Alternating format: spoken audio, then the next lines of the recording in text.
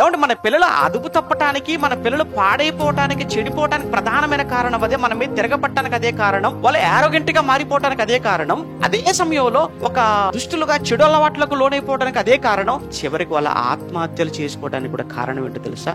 ఆ పిల్లలకు ఒరే నేను కన్నాను రా, మీరు మా పిల్లలరా, మా పిల్లలేరా మీరు, అదిగో చూడరా మా పోలిక నీకు వచ్చిందిరా, ఆ చూడరా అవయవాలు చూడరా, అంత సేమ్ అని చిన్నప్పటి నుంచి పిల్లలను బొత్తిగా అంటే బొత్తిగా పాడు చేసేసాం. అలా కాక రేయ్ దేవుడు మాకు ఇచ్చాడురా నిన్ను, దేవుడు నేను ఇవ్వకపోతే మాకు సంతానం లేదురా, దేవుడు తల్లి గర్భంలో నిర్మించాడు, ఆయన నిర్మించకపోతే ఈ రోజు నువ్వు లేవురా అని చిన్నప్పటి నుంచి దేవుడే కారణం, నీ జన్మకు దేవుడే కారణం, నీ పుట్టుకకు దేవుడే కారణం, దేవుడు లేకపోతే మేము ఏమీ లేవు, నువ్వు లేవు అని చిన్నప్పటి నుంచి పిల్లలకు నిజంగా ఇలా ఇలా ఇలా మనం చెప్పుంటేనండి, వాడు రేపొద్దున చావాలన్న ఆలోచన కూడా రాదు వాడికి. చావడు వాడు. అమ్మో దేవుడు ఇచ్చిందట ఈ జీవితం నాకు, దేవుడు నన్ను నమ్మి నాకు ఈ బ్రతుకునిచ్చాడట, మా అమ్మ నాన్నకు నన్ను ఒక గిఫ్ట్ గా ఇచ్చాడు, బహుమానంగా ఇచ్చాడు, దేవుడు దయచేశాడు మా అమ్మ నాన్నకు నన్ను అని కొంచెం ఆలోచించేవాడు కదా వాడు. అంటే ఈ సమాజంలో జరుగుతున్నటువంటి ఆ యవనస్తులైన పిల్లల ఆత్మహత్యలకు కారణం ఒక విధంగా చెప్పాలంటే వాళ్లకు చిన్నప్పటి నుంచే తల్లి తండ్రికి సరి అయినటువంటి